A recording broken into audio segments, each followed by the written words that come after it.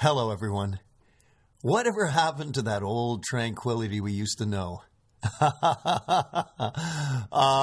Yeah. These are days of victory. Welcome to podcast 81 of Brain Software with Mike Mandel, and I'm Chris Thompson. Speaking of victory, you are now listening to the most victorious podcast we've ever recorded, despite this ridiculous and illogical beginning, which we may as well continue. Might as well. Let's face it, folks, if you're going on a picnic, there's going to be ants in your sandwiches. Here he is, ladies and gentlemen. He's hypnotized over 60 trillion people. He's just been hired as the executive chef at the Royal York Hotel in Toronto. And on April Fool's Day, he was awarded the Order of Canada. Please welcome to the very nexus of the hypnotic whirlwind, Mike Mandel. Yes, Chris, that's just brilliant. The April Fool's Day joke, of course. I sent a thing to a number of people and said I'd been awarded the Order of Canada, which is like a knighthood in Canada, for contributions to hypnosis. I had 3 people actually contact me and congratulate me, saying how much I deserved it. Freaking hilarious, man. Absolutely. And, of course, you've hypnotized 60 trillion people. Yeah. There probably aren't that many people in the world, Chris. Probably, yeah. I suppose, do you think there's not even been that many people ever alive? Okay, we're not going to turn this into a history lesson. No, let's not do that. And now you're the executive chef at the Royal York Hotel. Yeah, I wish. Yeah, all right. Well, you do love eating dinner there. No, I love knives, Chris. Yeah. It's all about the knife work. Yeah. Very good. All right, so today we have an interesting podcast you because we're going to talk about triggers. Triggers. What triggers you? What puts you in a bad space? What puts you in a good space? What is happening when people change in front of your eyes and suddenly get really irritated? Trigger is an interesting word because it is a metaphor, right? You pull a trigger on a gun and something, you pull a trigger and action happens. Something powerful happens. Exactly. So we're going to be spending time talking about that. But before we do, we decided... What's new? We're going to do a What's New at the beginning of the podcast. Let's do that every time. Let's talk about bacon, Chris, because this is... Chris, it's like bacon crisp. Bacon. Let's talk about bacon. This is an important thing. We've got a very good friend, Stephen Watts, who's in Louisiana. He's hilarious. He's in Louisiana. He's hilarious. He's got a great sense of humor. And he's just started randomly calling people bacon, which is really funny, context-free, because no one ever knows how to take it. That's the thing. So bacon. You say, hey, bacon, how are you?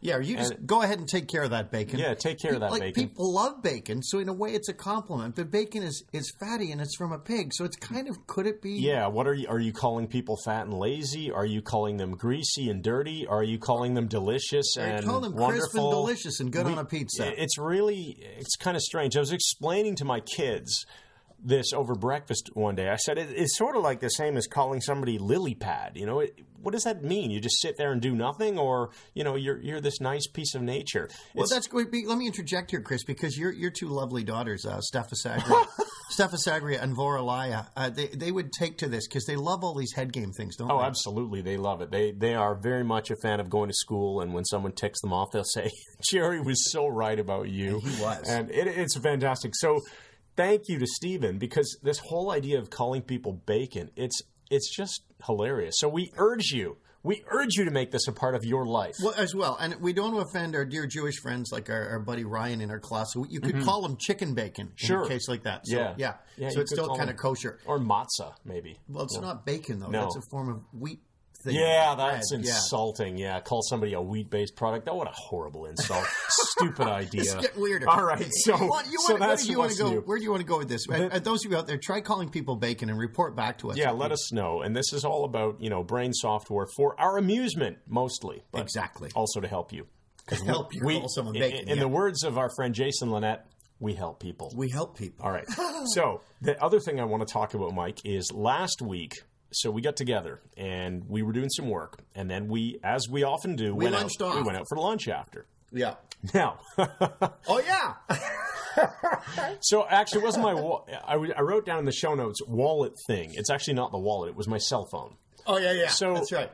As often happens when we go to lunch, we both put our phone on the table, and Mike will typically mess with me in some way and take my phone. Well, without him seeing it. So you did that. You took my phone without me seeing it. But the thing that made this so even though it was right over on your side of the table in front of you. Yeah. So here's basically what happened. Mike was responsible, almost solely responsible for making my phone go from right in front of me, literally right at where my knife or fork was, to being on a piece of wood behind me. We were sitting at a Behind booth. your head. We were sitting at a booth, so the booths are fairly high backed, and there's this flat area at the top of the booth. Anyway, my phone ended up there, behind my head, over my right shoulder, where I clearly couldn't have put it without me knowing. And Mike could not have put it there because he didn't get up. So the magic question is, how did my iPhone go from sitting right in front of me to being behind me? Before you solve that problem, let's talk about the other aspect of this, where I got you to even doubt that you had it with you, despite the fact that you just looked up stuff and shown it to me on your phone. So this is a typical thing where my phone will disappear, and I'll then go, oh, okay, clearly Mike has it. I'll get it back eventually. But I wondered, I thought, wait a second. To be sure that it disappeared, I need to be sure that I actually brought it in here with me. Which, of course, I bring in the doubt by saying, are you sure you ever even had it? Yeah, and I started thinking about it, going, well, maybe I didn't bring it into the restaurant. I'm just deluding myself into thinking that it's gone, but I didn't bring it in. And then, of course, Mike points out to me, well, no, you were just showing me something on Facebook Messenger a few minutes ago. Ding, ding, ding. I go, yeah, you're right, I was. Okay, you bastard, you did take my phone. And anyway, so I start asking him some questions. Well, all right, did you put it behind? Like, once I found it, then, of course, the questions start. Well, I said it's behind your head. Yeah, you said, yeah, right, you looked and it was. You told me where it was. I looked over my shoulder. There it is. And I'm going, what the heck? How did it get there? So I said, Mike, did you put it there? It's all hypnotic. He says, no. I said, did I put it there? He says, no. So I go, okay, well, I know he's telling the truth because he always tells me the truth when I ask him the questions about this. He doesn't often admit to the truth without me getting to it first. Don't do that. But he will be honest with me. So, okay, you didn't put it there. I didn't put it there. I'm thinking to myself, well, how did it get there? So the only natural, obvious answer is that the waitress had been interacting with us. I said, did the waitress put it there? He says, yes. I said, does she know she put it there? He says, no. And this is where it starts to get really interesting because I start thinking about it now. Now, at this point, I believe you explained to me. You were so proud of your work. It was really wonderful. Chris was talking and he was pontificating about stuff. And I reached and I picked up my phone and I held it in my hand so he sees it in his line of vision and he's impassioned talking about something important. That's the magic. You always do this. I have him distracted. You always do these things when I am distracted with my own brilliance. He was talking about how much money he earns and how much he's got in the bank and how many Teslas he's going to own. And I picked up my own cell phone and held it within the line of his vision so he got used to seeing it in my hand. And I dropped my own on the window ledge and I reached back again as he's talking and I picked up his and I held it the same way I'd been holding mine. And he didn't clue in. So then I took his phone, put it aside. Then the waitress approached the table, and she was bringing us wine and food and stuff. And I said, yeah, we'll take that and put this here. And we're moving it around, and Chris is still talking. And I handed her his cell phone and said, over there. I just pointed behind his head. And without questioning it, she just took the phone and laid it behind his head and went back to serving our food. It was so weird. Yeah, and I, of course, this is the magic that, of course, as Mike's explaining this to me, I'm cluing into.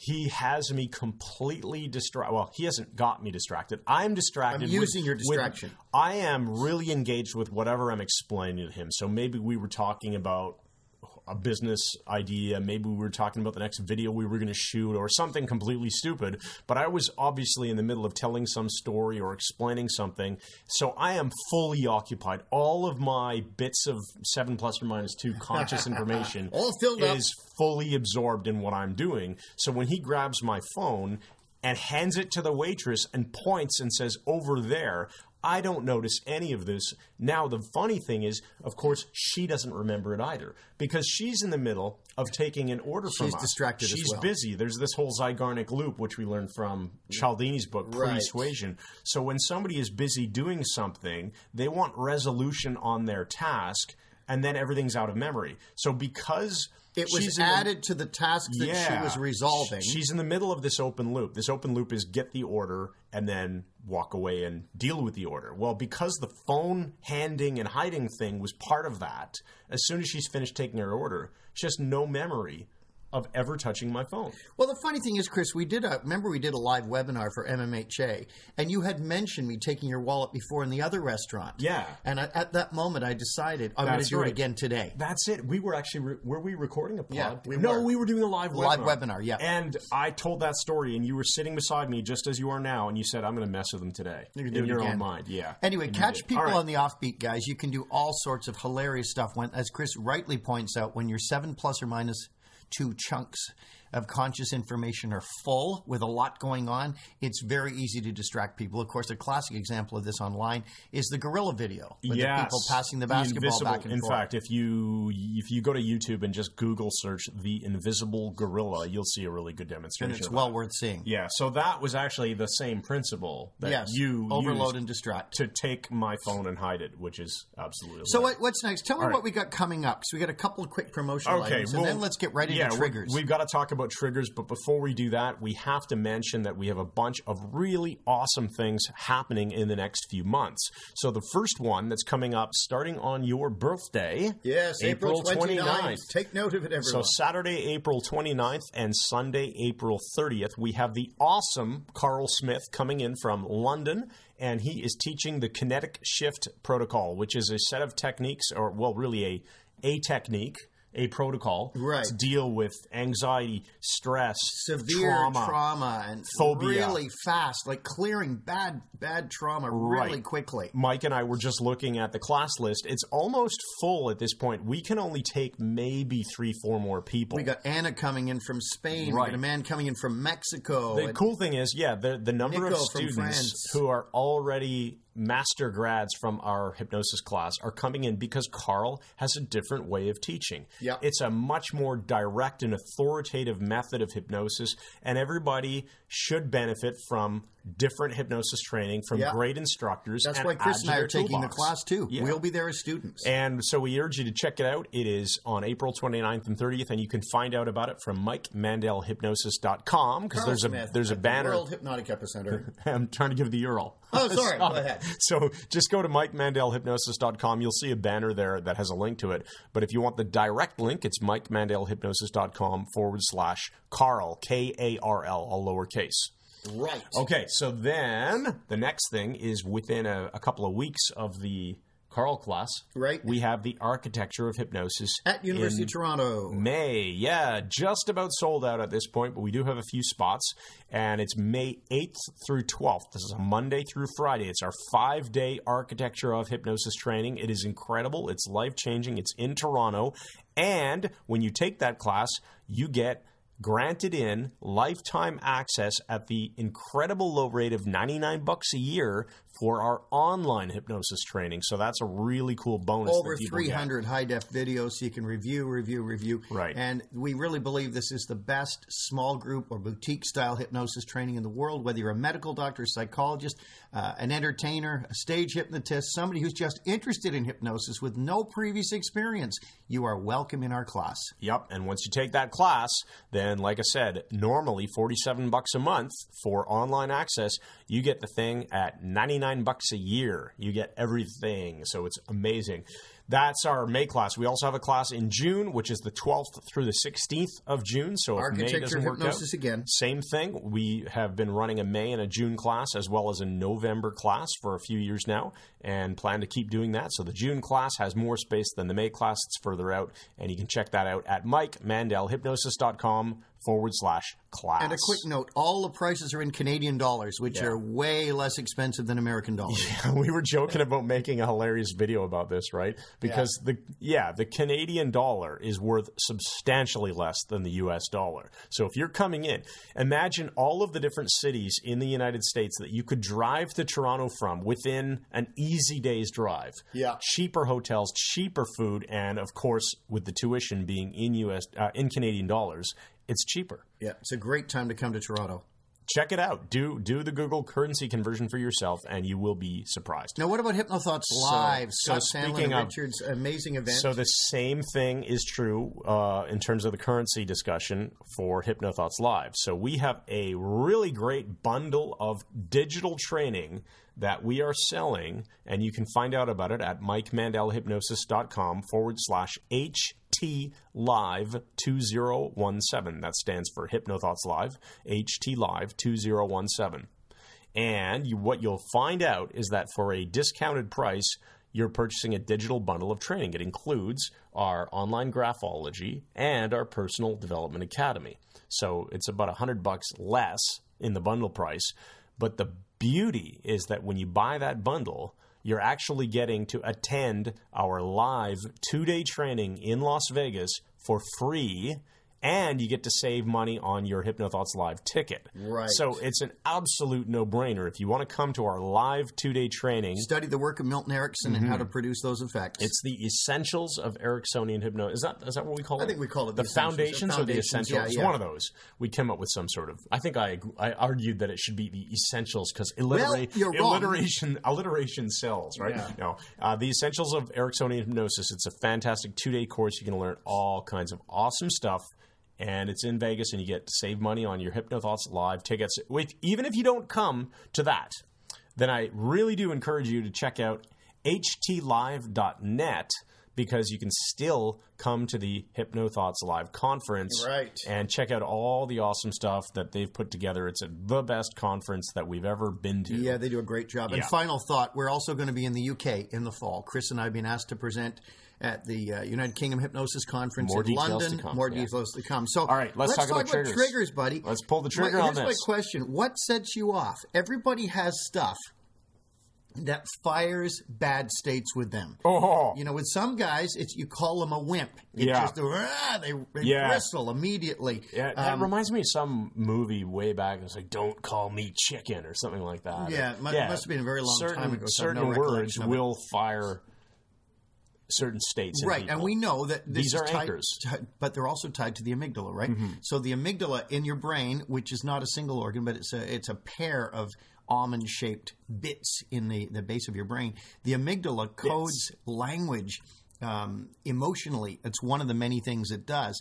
And if you have a word or a term or something that sets you off, it could be swearing, could be a racist slur, could just be a word like wimp or whatever it is, and it puts you in a bad state, you can be sure it's firing in your amygdala at that moment. Mm-hmm. So have you got stuff in your life that sets you off? Like, does your wife call you lazy or something? Or just, that really, really lazy guy, Chris? Or if your wife just says, Chris, you're just so really late. Are you trying to set up to... Yeah, that's hilarious. No, I'm actually thinking about it. In my own life, I can't think of a word, but these triggers don't have to be auditory. No, they do not. That's a great point. It can be a way that someone looks at you, right? And it can be a good trigger, too. It doesn't have to be a bad trigger that sets you off in a bad way. It could be, your wife or your partner or whatever looks at you in that certain loving way, and that triggers a wonderful flood of emotions. Right. So these triggers can be good or bad. Right. And you can fire at friends or fire at enemies. Yes, absolutely you can. And triggers are a weird thing because we've all seen people's states change instantly. I mean, well, I'll say instantly. I mean in a couple of seconds, because in order to get really angry or experience any powerful emotion, you have to experience a kinesthetic state. And kinesthetic is the feeling system. And it's also the system for emotions as well as physical touch, same neural pathways. It's a little bit slower than the other systems. It's a lot slower than the visual system, which is immediate. It's a little slower than the auditory system, which is sequential, whether it's music or words. Mm-hmm. You have to have the whole sequence. But the kinesthetic system, some of these things will fire at I guess they all fire at an unconscious level, don't they? Absolutely. You don't say, oh, she looked at me in that way. Oh, that means I'm supposed to have this feeling now. Okay, let me activate that feeling. Right. And you can see triggers happen during sporting events all the time.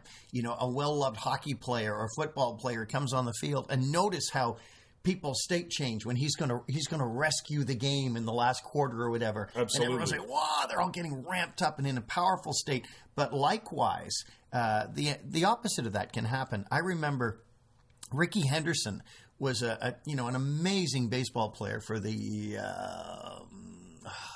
Oh, it doesn't matter. It does matter, Chris. I've got a Zygarnik loop now. Yeah. I've got an unresolved loop, and I can't even think of what it was. What else? Oh, the Oakland A's. Oakland A's. There you go. He was amazing. Could steal bases, could hit it out of the park. He was just a phenomenal player. And he infuriated me, though, because he didn't play for the Jays, which are Toronto Blue Jays, right? And every time Ricky Henderson would come on the screen in a game, I'd just feel myself getting rankled and irritated.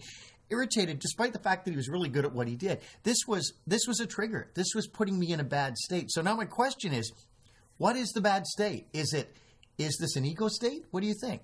I think that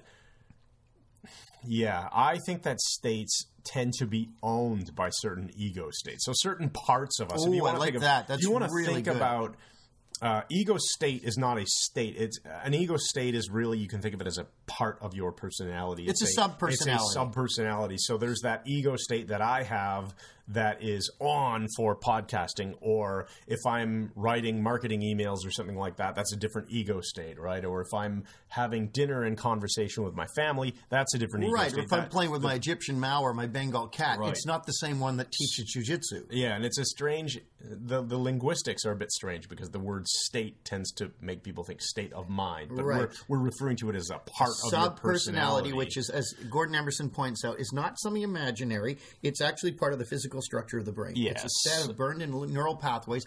And remember, when one becomes executive, when one takes control, we talk about this a lot because they apply in so many areas of life. When one becomes executive, that's the ego state that is you at that moment. When you say I and you point at yourself, it's an ego state speaking. And I was going to say that one can push another one out. So I'll give you an example, Chris. The story I've told before about, on a podcast a couple of years ago, Never Wake the Dragon. What happens when you wake the dragon? Remember, I was sitting in the mall and the guy came over and he started pushing my buttons about my Rolex watch my wife bought me and saying it was a lady's watch and it was a fake. It's a lady's watch. Yeah, and I did my best to maintain the state of just ignoring this guy because he was clearly an idiot.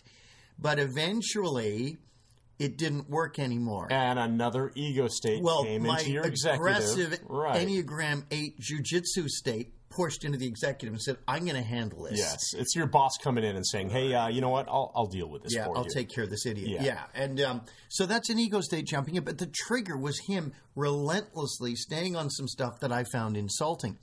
But some people set off triggers on purpose. They push our buttons. And many, many years ago, I won't say the last name, but a good friend of ours by the name of Paul, he was a master at pushing buttons.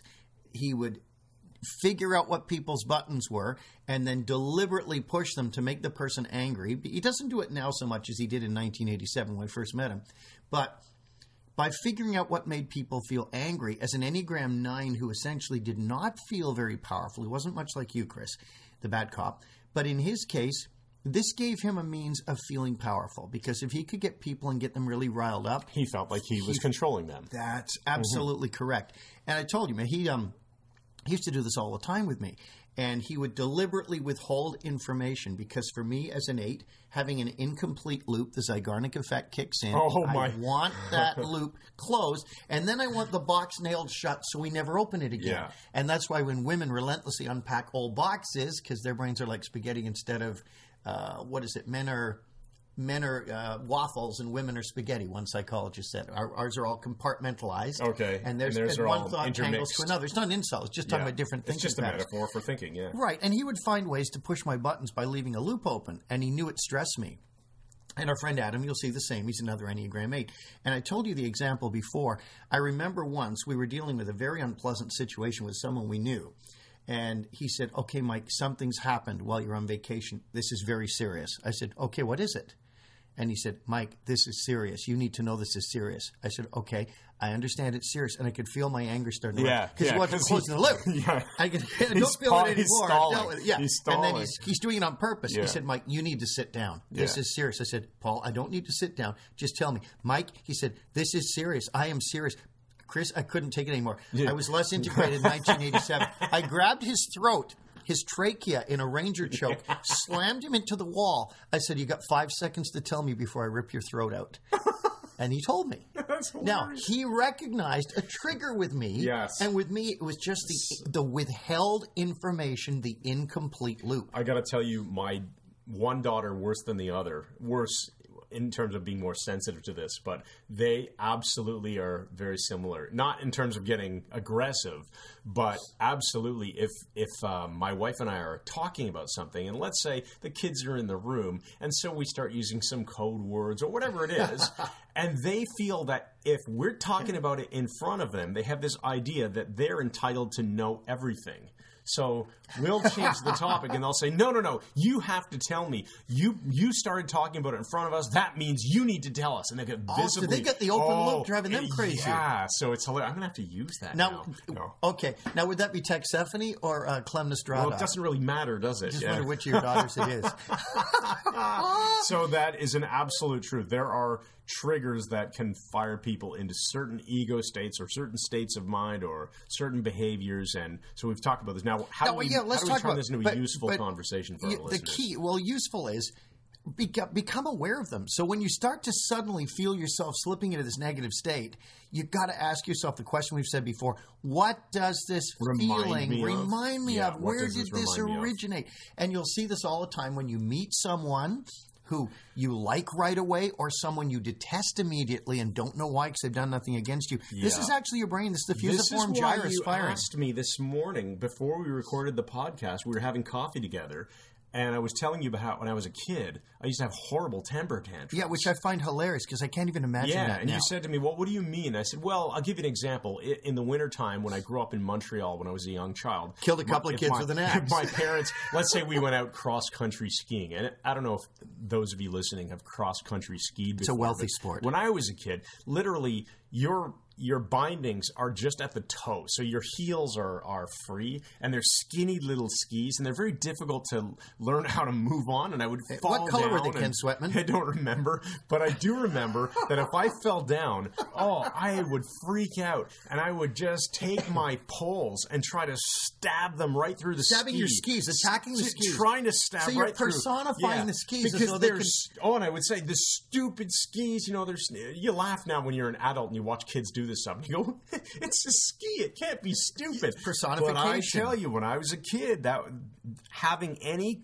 episode of failure, if I couldn't get something done the way I envisioned it should be done. Right. Oh, I hated that. And it was a stupid ski or a stupid Well, no, I hear your daughter Texephany has picked up on this now because she is very much that way, isn't she? She's very intense. Yes. So now this whole thing about personifying the skis and attacking them. The funniest example of that I ever saw was in the old British sitcom Fawlty Towers with John Cleese, who was brilliant.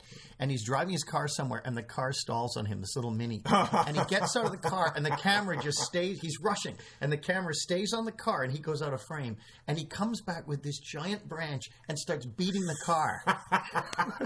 It's just fantastic. And this is the thing. When people get into these crazy emotional states, there are probably varying degrees of craziness, right? Sometimes we're just a little bit illogical and a little bit irrational. Illogical. That's interesting. A little bit illogical, like irrational. E-logical. Irrational, illogical. What do you want me to pronounce it differently? Just don't pronounce it properly. How do you have to worry about illogical. Illogical. Okay. Yeah. Illogical. Right. Now, wait a minute. Now, triggers always originate in the past, and they can come from trauma. Well, yes. But remember, trauma, and this is why the Carl thing's going to be so interesting.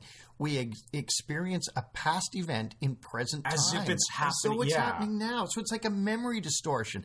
And it's the bad feeling we don't like, right? We say, I can't stand that person. Well, what you really can't stand is the feeling you get when you're near that person or around them. Yeah, and it's the same thing you always say that with a phobia, for example, you're not afraid of, let's say, a snake. You're afraid of the feeling of being afraid. That's right. You're not afraid of the snake. You're afraid of getting that feeling you get when you see a snake. Yeah. And a lot of this goes back even pre-Ivan Pavlov, when he had, the ringing the bell, the dog would salivate, setting up classic behaviorism, a study, a particular field of psychology that still has some merit. And it was Edmund Twitmeyer from the University of Pennsylvania. And I first heard of him through Tad James, who's an excellent NLP and hypnosis trainer. Edwin Twitmeyer did research where he talked at the knee-jerk reflex. In fact, that the knee-jerk came from his work where he would tap on someone's patella reflex on their knee with a rubber hammer and the knee kicks. Your doctor does that, yeah. And then he found that, if he did a bell just before he hit it, the sound of the bell would cause the knee jerk. And he presented this is triggering a good memory for me. What's I'll explain interesting. it in a minute. We'll have to find out what that is. But yeah, Edwin Twitmeyer, he did a presentation on this at a conference, and he was one of the last speakers, and everybody was really tired, and nobody really paid much attention. But Ivan Pavlov, I think he took this information and ran with it, and this became the foundation of behaviorism that B.F. Skinner picked up on. I want to hear. I think I am. Tell me something here. I think you're going to like this. So it really speaks to the psychological effect here, the triggers, the feeling. So everybody can probably remember being tickled at some point in their life. You know, usually when you're a kid and your parents are tickling you, or you're playing with your siblings or whatever. You just fired a really bad memory, so we'll get to that. Yeah. Okay, so we'll get to that. So there's another trigger. So I have this game that I will play with my daughters called I'm Not Going to Tickle You. Yeah, you know where this, you can imagine. Yeah. So imagine, okay, here's the thing. You look like you're sneaking up. Your kid is staring at you. And just imagine doing this with your child if you have a child, or someone doing this to you when you were a child and your parent doing this or whatever. And you say, I am not going to tickle you. And you just slowly creep towards them as if your hands are out. You're in that I'm going to tickle you position. You're ready. You're approaching them. I'm not going to tickle you. And you get closer and closer and closer. And they burst out laughing. They can't contain it because they feel as if it's happening. That's that brilliant, feeling Chris. is already That's there. Brilliant. And it makes it worse if they close their eyes. Wow. And so they can hear you getting closer. Yeah, of course, I'll be calling Ontario Children's Aid after this recording. This is the thing. You have to stay true to it. Never physically touch them at all during this game. The threat is sufficient. The threat. The game. It's the I'm not going to tickle Brilliant. you. I won't even touch you. But they hear your voice. They can actually feel your breathing getting closer to them. Horrible. And they burst out laughing, and it's absolutely hilarious. That's brilliant, Chris. I love it. Okay, so what's the bad? Well, I'll just tell you quickly.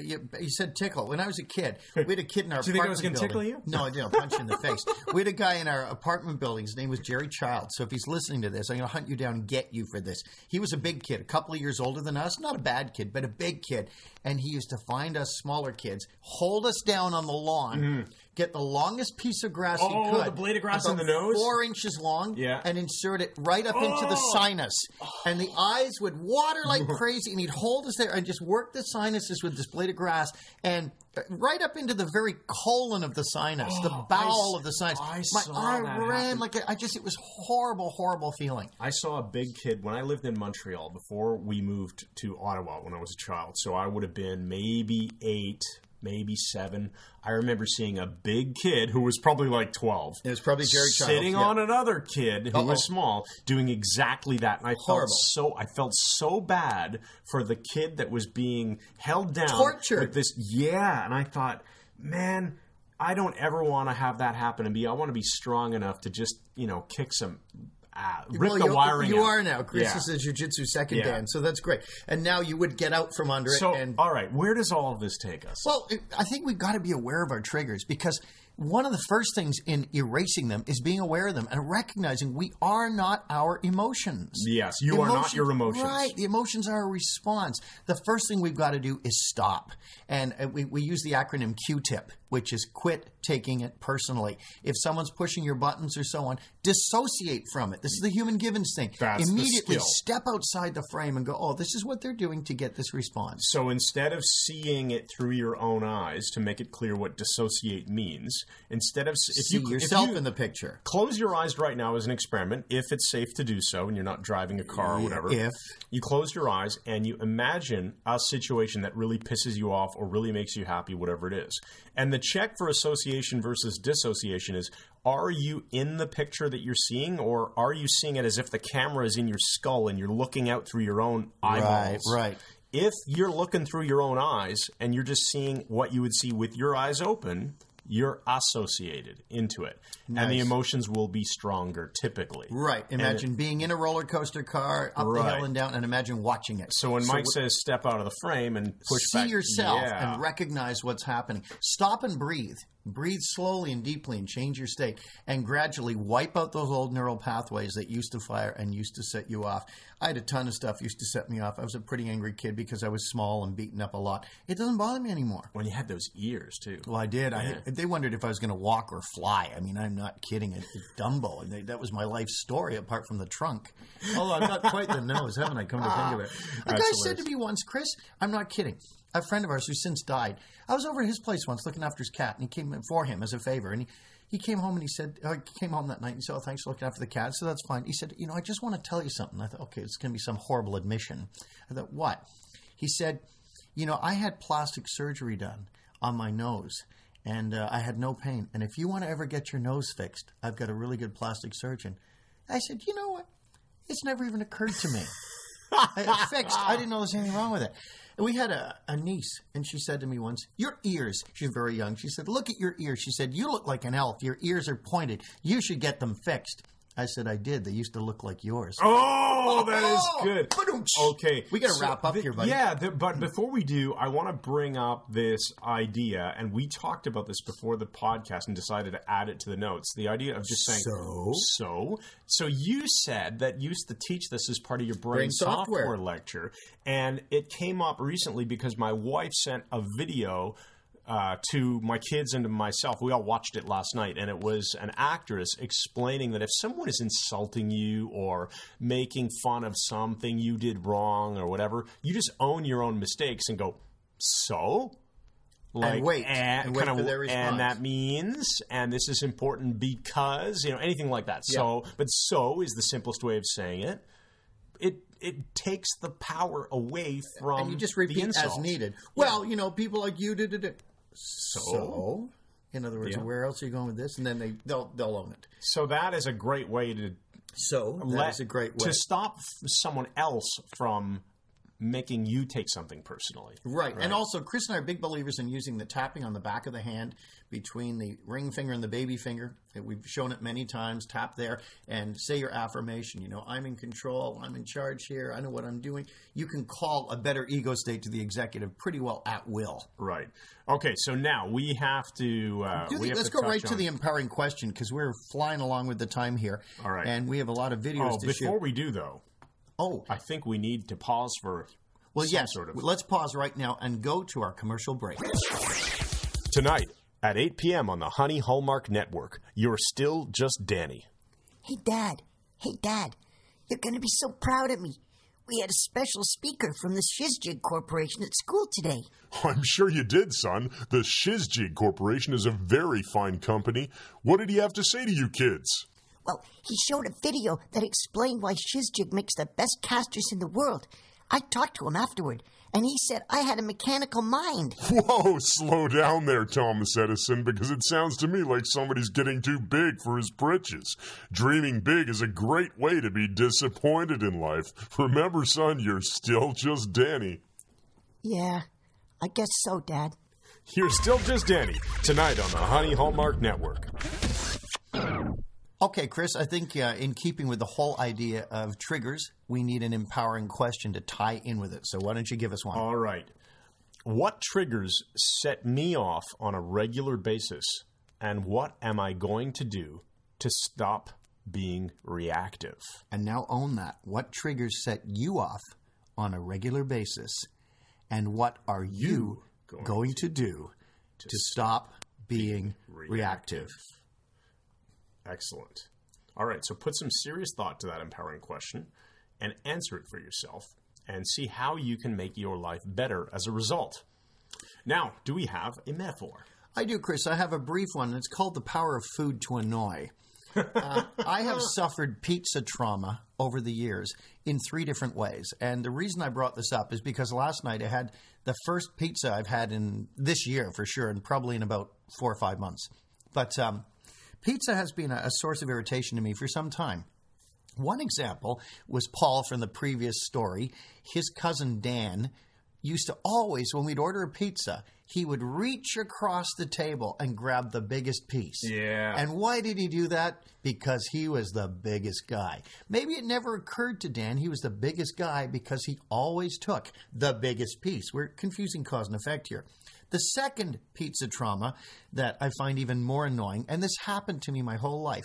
Get a bunch of guys together, you're playing, we used to play these war board games like Axis and Allies and Shogun and stuff. Get giant pizzas arrive, and there'd always be one guy, he'd take his piece and just leave the lid open and walk away. And I would always say, you like cold pizza, do you?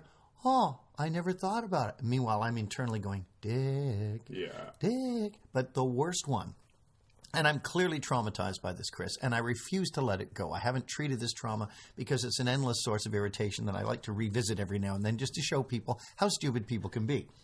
We used to live in an apartment building shortly after I got married. I know where this is going. It still bugs me. Yeah. Shortly after I got married, we lived in an apartment building on the 7th floor. I had a friend on the 19th floor with his wife. And he was coming down to pick up a ski suit or something to borrow it. And he said, okay, I'm just finishing up supper right now. He said, I'll come down when we're done. And I said, yeah, we're just about to start ours. So he said, okay, I'll come down in about half an hour. So he has indicated he is finishing up supper. Right. He shows up 20 minutes later, and we have ordered pizza, and it's arrived. Now, back in those days, my wife never understood quantity of pizza. So she would want to order a small for 2 people. Even though it's always a better deal to order the extra large. Right. Yeah. So I'd want to get a large, and we'd split the idea and get a medium. So there was just enough for the 2 of us if she didn't eat one and I got the extra one. So the pizza's there on the table. We've opened the box. There's a knock at the door. So I call my friend, and he comes in. And she's, oh, we're in here. So he walks in. He's going to pick up the stuff he's borrowing. And he immediately looks at the table, staring, puts his hand on his stomach, and he says, oh, you're having pizza. Now, he's just had supper by his own admission. Yeah. My wife, in kindness and friendship, just makes the offer she does not expect him to accept. Oh, would you like some? He says, yeah, I wouldn't mind a couple of pieces. A couple of pieces? I wanted to cut his head off at that moment. And sure enough, he ate. It's a trigger. He ate 2 pieces. And I had, I think, 2. I don't remember. The rest of the evening is a horrible blank. Thanks, everybody, for listening to episode or session 81 of Brain Software with Mike Mandel. That's him. And I'm Chris Thompson. We look forward to seeing you in the World Hypnotic Epicenter, Toronto, Ontario, Canada, for the Architecture of Hypnosis, May and June 2017. Or come and hang out with us April 29th and 30th with Carl Smith for the Kinetic Shift, MikeMandelHypnosis.com/Carl or MikeMandelHypnosis.com/class for the Architecture of Hypnosis. Thanks again. And we'll see you in the next episode. And good